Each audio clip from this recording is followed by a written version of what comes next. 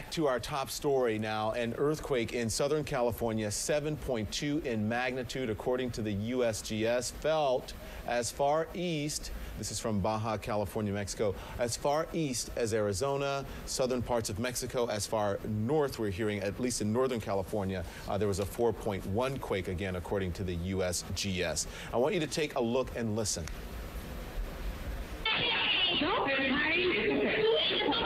Where's the Mexico thing? Look, it's still going. Here, turn the blue control open. That's so weird. Yeah, look at that. Oh, it's an earthquake below. It's coming down now. Was it that big? Yeah. Feels cool. Yes. Hey, don't watch it. Don't water coming home. Oh, yeah, it's a big baby. That's crazy. That video comes from our reporter. Her name is Vanessa Rodriguez. She is in Hemet, California, in the San Jacinto Valley. The chandelier in her house started swinging violently when the earthquake hit. And you can also see the pole running over its edge there. Luckily, everyone is okay. We've gotten similar video in. We're going to bring in our Bonnie Schneider. Bonnie, real quickly, let me take care of some business before I get to you.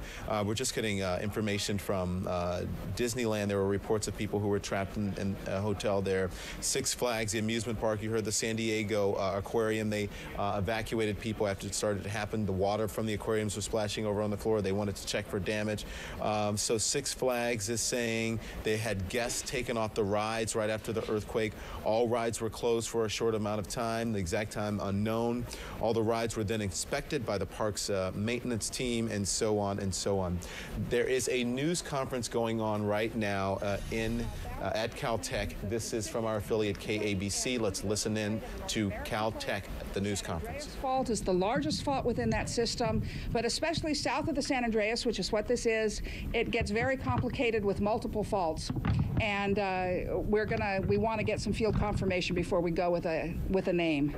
What faults are there? Just rattle off. The possible faults, we have the Cerro Prieto fault, we have the Laguna Salada fault. They feed into a variety of ones up here in California, including the Elsinore fault, the Superstition Hills fault, the Superstition Mountain fault, the San Jacinto fault. This is all to the west of the San Andreas. We don't really consider that a player in this group. And what type of fault are we talking about? It does look like it's a strike slip, northwest or southeast by what we have. We'd probably, north-south to northwest. And by strike slip, we mean that it's primarily a vertical fault with the ground moving horizontally during the event. And this is an area that had been having a lot of seismic activity. There has been a swarm going on for a while. It's actually been really quite active in the general area for the last year or two. Lots and lots of magnitude 3s and 4s. And in particular, in the last week, there was a swarm right where this earthquake ended up starting. What does that tell you? It tells us that we're having a lot of earthquakes. And when you have a lot of earthquakes, you tend to have a lot of earthquakes. And that's about as accurate as we can get on it. But it is a statement. When you have a lot of earthquakes, the likelihood of others goes up. And we need to remember that every earthquake that we have has a probability of triggering another earthquake. It's about a 5% chance that the triggered earthquake will be larger than the first one. When your first one's a 7.2, that means we have a 5% chance of a 7.3 or greater within the next few days. Actually, at this point, we're already almost 3 hours from the earthquake. We've already lost some of that risk. We're probably down to 3 or 4% chance. The aftershock sequence, what do you anticipate? We would anticipate, on average, the largest aftershock is going to be 1.2 units smaller than the main shock. That means if we were a perfectly average sequence, our largest aftershock would be 6.0. And this has been a pretty productive sequence. We've already seen lots of 4s. I would think that a 6 in the next few days is reasonably likely. This one was so powerful, 7.2, very strong. This caused a lot of seismic activity, all along California. Right, well, it also causes a lot of a mess. We've got all of the ground's moving for a lot of different reasons, and we do have some trouble mixing it up. We originally thought there was a 4 up in the geysers. It turns out that's only a 2.3. We were getting an intersection of the ground motions from down here.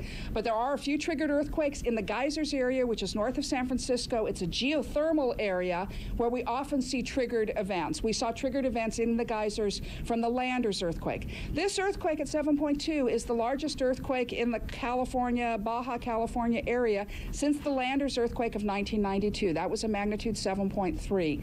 That event was where we were able to really clearly, for the first time, show that big earthquakes trigger events over a quite wide range. The day after the Landers earthquake, we had a 5.7 in Nevada. We had a 4.1 here in Pasadena. We had a 4.5, several 4s up in the Owens Valley. Now, we've already had an earthquake in the Malibu, just south of Malibu, west of Santa Monica.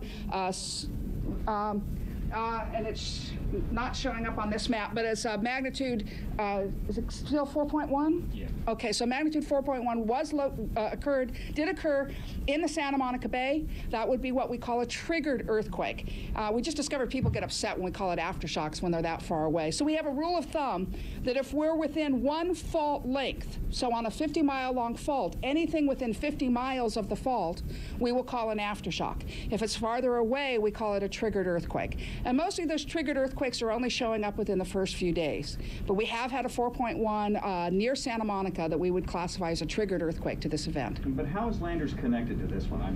Can you articulate that? No, Landers is not particularly connected to this. I'm just using the comparison. So Landers was a very similar sort of earthquake. It was the same size. The fault was 60 miles long. This one's a little bit smaller, maybe. We were really on preliminary magnitudes, so we'll just say same ballpark of size. That was also a strike-slip earthquake. It started in the south and ruptured to the north, and we saw all these triggered earthquakes towards the north and the northwest, including, as I said, a 5.7 in Nevada, 5.7 in Mojave 11 days later, and a 4.2 one day later in Pasadena. We have seen a 4.1 now off of Santa Monica, another 4 somewhere in Southern California the next day. We'll just go, oh yeah, there's another triggered earthquake. Can't really give a probability. We don't have that good a handle on how it, the exact numbers, but don't be surprised. So that's comparison. For clarity, there's no tectonic relationship between them. They're actually pretty different. In fact, if I can just step away for a moment and bring up a slightly larger fault map.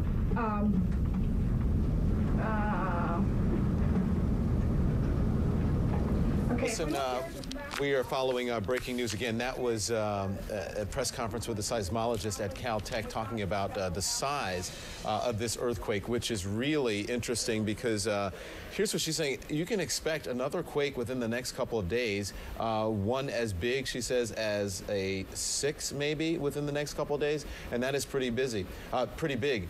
What she also said that I found interesting, when you have a lot of earthquakes, there's a possibility for a lot of earthquakes because one just keeps triggering the other. It's like a domino effect. And they said a 5% chance that the triggered event that happened, which would, if it's close within 50 miles of the fault, right, then it's an aftershock. As she said, 50 miles further out than the fault, then it's a triggered event. She said there's a 5% chance that one will be larger than the other. So the people out there in Southern California and in Northern California, again, one, she said a triggered event, 4.1 felt up near Sacramento north.